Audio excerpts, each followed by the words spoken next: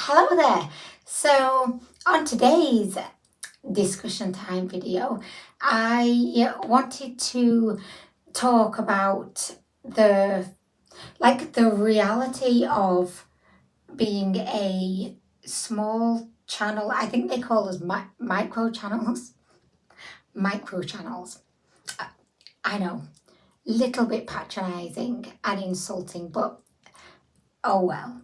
I say oh well, and I actually mean fuck you, whoever came up with that terminology, because I think it is very undermining actually. But anyway, so I wanted to just give you a little bit of like a behind the scenes background on like the realities of being a micro makeup channel on YouTube, because honestly, I received even now, look at me talking as if, oh, it was 10 years ago that I really stopped my main focus of my channel being about makeup. But I would get just email after email after email after email after email from just random, not very mainstream, brands or companies or websites that I never really heard of before.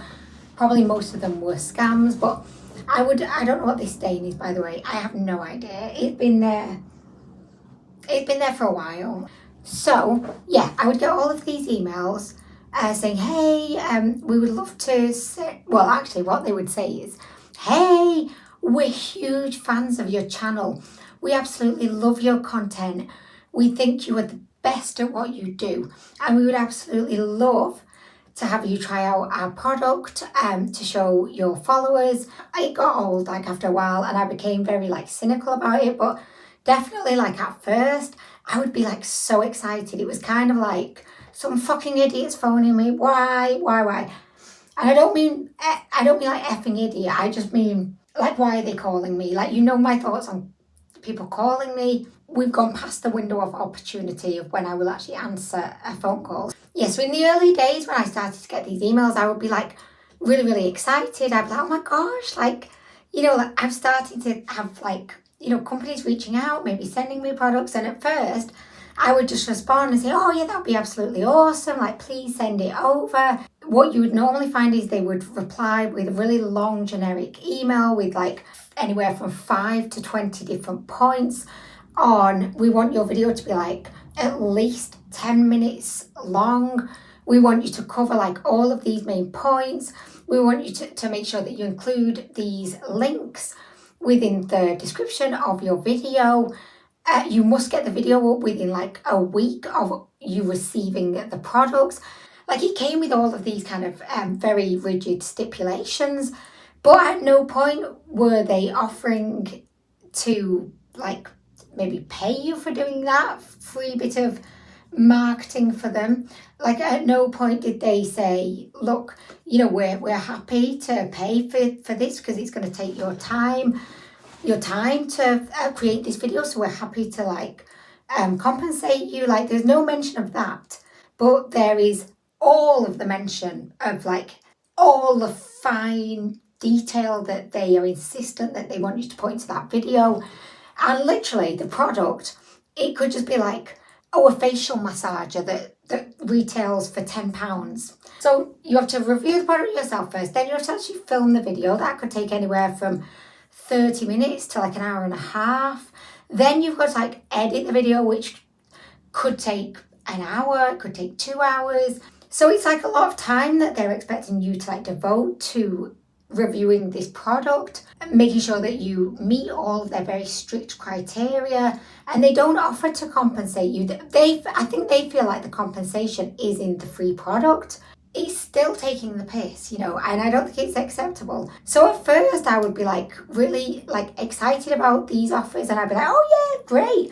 And I'd get the product, and then I'd look at the product and I'd think, I'm not really that excited about this. It could just be one of those, a facial cloth that will remove all your makeup. But I'm looking at it thinking, it's probably very practical and useful and probably does exactly what they claim it does. But I wasn't excited about talking about it or showing it on my channel. Most of these products I would never be really that motivated or interested in to want to make a video on, or then want to have to sit there and edit a video on. And for what? Like, for what? Do you know what I mean? And then there's this kind of undertone always of, they don't always say, like, they don't, I can't really actually pinpoint a time when anyone actually said, you have to give a good review. Like, I can't remember a time that anyone actually said that, which is good. It's all, I don't know, I just feel like they feel like there's such a big market of wannabe like influencers and like YouTubers. I feel like they then think that they can just take the piss, you know, and send their shitty ass product. And a list as long as Leonardo DiCaprio's ex supermodel girlfriends, you know, they think that it's going to just satisfy you and appease you to get this free little product. You know what I mean? It's like, no. So anyway, very quickly I realised, like, no. And I did actually receive like quite a few, like, you know, of these products before I just realised I'm not freaking doing it anymore. I'm just not, because I would receive the product and then I would just be spammed like for the next week with emails from them saying, hey, noticed you've not put up your video yet. Can you tell us when you're going to put the video up? And it's like, back the fuck off. I have a full-time job. YouTube is a hobby. It's a hobby. I have a full-time job. I have 2 small kids. Like, I have cats. I don't have time for this shit.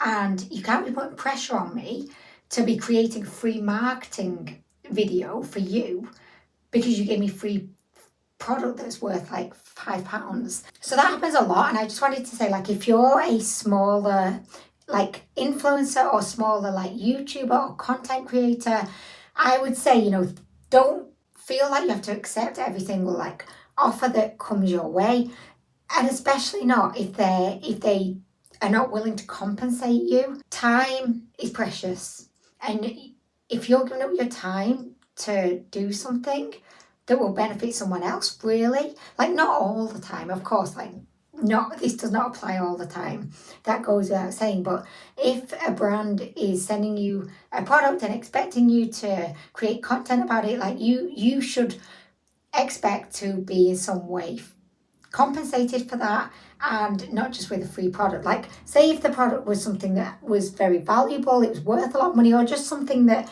you probably would have bought yourself anyway, or you thought this would make a really good like gift for someone I know, by all means go for it. But I don't know, I just think that there's a lot of brands out there that will take the piss. But anyway, the second point I wanted to mention was, you know, all my time doing YouTube, I have received like makeup, particularly from back in the day when I was doing a lot of like AliExpress hauls and reviews. I would, so TZ Cosmetics, I think they were like the first brand to send me makeup, and I actually really do like them. They've sent me like a few different things.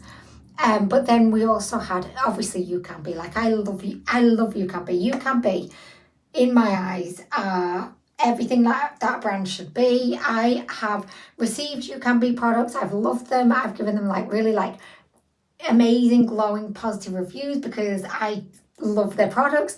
But then I've received some duds where I've thought, oh God, like, this is disappointing. This is not up to YouCamBe's usual standards. And I've given them a scathing review because I would always be honest. I've got nothing to lose, nothing at all to lose, apart from my soul. Like, I could not be raving about a product if I thought it was shit. Like, I just could not. Like, my ethics and my morality and just my soul being in like a good positive standing, like, I'm not gonna pretend something's like good when it's not. So anyway, YouCamBe, like, they've never like questioned it. They've never ever said, you please give a good review. If they had have done, that would have probably been the end of my dealings with them anyway. But whenever, like, and there's been a number of times when I've given them like a bit of a shitty review, honestly, and I've thought that's going to end the relationship with them. Like, they're most likely not going to send me any of their stuff again because I didn't give them like a positive review. But no, they keep sending me stuff, and I've actually got two items which just came through the door a few days ago. So we've got this This is called the Laterite palette. I've not opened it yet. And then we've got another palette which I've not even taken the bubble wrap off. It's called the Amber Gem palette. Like, I'm definitely going to be trying this. This is a painting palette, so I don't really paint my face, and I'm a bit afraid of oil-based, like, you know, face painting paints, because I feel like they're just going to break me out. But when Halloween is here, then I'll definitely use this, and I'll do a bit of a review and probably just a bit of a look, you know, with the boys. We'll create some Halloween looks. But yeah, you can be. I just have so much respect for them because I've given them like negative reviews, but they keep sending me stuff, and they are the only brand who still send me things. The only brand, right? So TZ Cosmetics were the first brand to ever send me anything, and for that I will always like have a really positive place in my heart for them.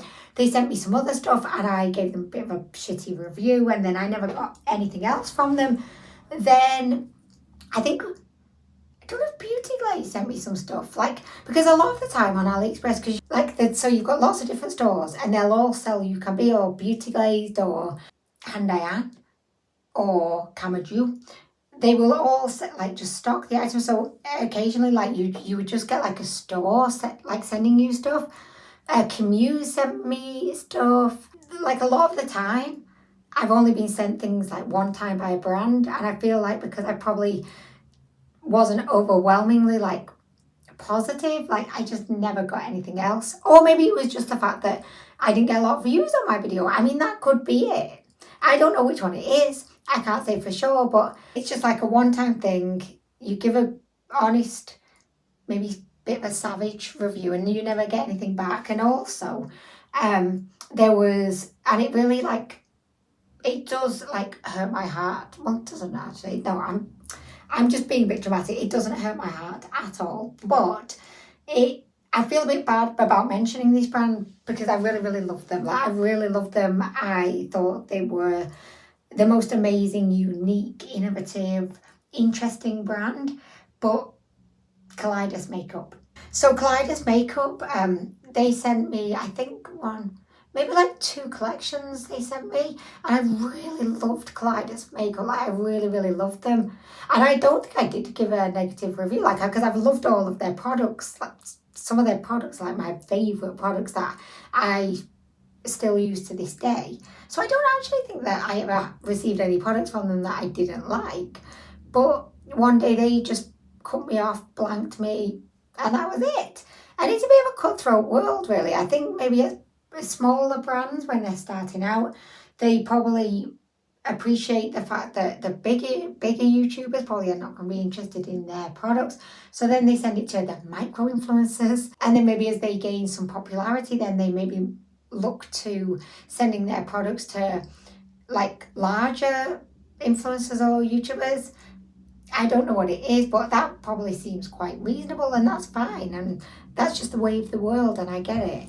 But I don't know, I just feel like the only way that you could be, and this is probably wrong of me to say, but I'm going to just say it anyway because it's in my mind, but I feel like the only way that you could become like a massive like influencer would be to like sell your soul to the devil and only give like really positive reviews. And I think when money's involved, if they're being paid a lot of money to, you know, to create that video, they're gonna just naturally have a bias based just on that. Like, if you think about it, a brand is not gonna pay, say, £10,000 to an influencer for the influencer to then give a negative review, because if you just swap the word influencer with advertiser, it makes a lot more sense. Like, really, really, influencers should be called social media advertisers, because when they are being paid by brands to promote products, they're basically just advertising the product. Like, I don't really think we're ever really getting to know the product or really know their true feelings on the product. I think it's just an advertisement, but in a different form. And I don't think that's always the case. Like, I definitely don't. I know there's lots of big YouTubers out there that they're very balanced with their reviews. But I feel like to get to the very top, you have to be willing to maybe promote products that you don't really like. I just feel like it's a bit maybe tasteless as well at the moment, a bit disconnected. You know, these YouTubers, like if they're loving every single thing they get and every single thing they get is quite expensive, and then they're kind of pushing that onto their audience, I feel like it can be quite insensitive because it's not really that realistic that the, you know, I think only a minority of people could actually really afford to splurge a lot on all of the new releases and products. It's just not a necessity. And I think when you go through a recession or cost of living crisis, what's the first thing that you're going to start spending money on? It maybe makeup, maybe not. It depends what your priorities are, and it's fine. If your priorities are makeup, then that's great. You should do whatever makes you happy. But I don't know, guys. I got a little bit fed up with the whole world of makeup YouTube. And also, right, this skincare YouTube, I have to just say, when did it become normalized that we have to have like a 10-step skincare routine? Like when did that become a thing? I personally I'm no dermatologist, but I can't see how it's of any benefit to be just piling and piling and piling all these different products on your face. And I believe like only a handful of like skincare ingredients have been really thoroughly tested and have been proven to like improve skin. But yet we're being sold all of these different products. We're being sold this idea that if you don't have like a 10-step skincare routine, you're doing it wrong. And also the very like expensive luxury skincare, and then even like the mid-section kind of skincare. I feel like, and I don't, not saying all the time, but a lot of the time, like the active ingredients will be exactly the same as what you would get in like, you know, more affordable, like basic-y kind of skincare. You're just paying for the name, like you are literally paying for the name. Like Charlotte Tilbury, she is a makeup artist, like that's her like expertise. So why would I then trust like a Charlotte Tilbury skincare line? I don't know if she even has skincare, but just as an example, or like Bobbi Brown or Fenty Beauty. And I know that they are probably working very closely with like skincare labs and dermatologists, but I just feel like stay in your lane. Like why should we, Kylie Cosmetics is a really good example, right? So the makeup, she does makeup, and let's face it, it's just her name on it. I don't think she's really like going into the office every day, like, you know, attending meetings, like I just don't think she's really doing that much apart from being the face of the company. I apologise to Kylie if I'm wrong, I really, really do. Where does she get off getting into skincare?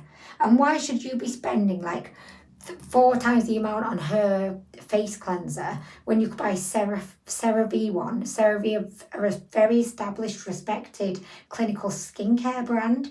Like, why would you want to spend like a lot more money on Kylie's product than CeraVe? But do you know what, guys? I'm gonna have to go. That was just a little bit of a rant. I just wanted to give an insight into like what I ever like experienced, like being like a makeup creator kind of situation. I don't know why my nose has gone all red. And my nose feels red. It feels red and it's gone red.